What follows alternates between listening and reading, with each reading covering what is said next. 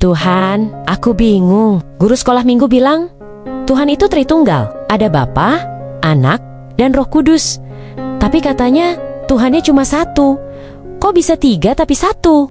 Pertanyaan yang bagus sekali anakku. Coba lihat matahari di langit. Mataharinya satu kan? Tapi dari satu matahari itu, kamu bisa melihat cahayanya dan merasakan hangatnya. Cahaya dan hangatnya tidak terpisah dari matahari, tetapi tetap bisa kamu rasakan dengan cara yang berbeda.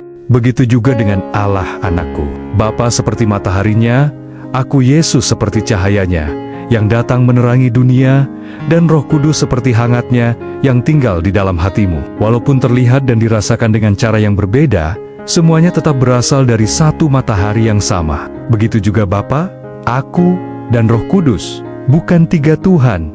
Kami berbeda, tetapi tetap satu Allah.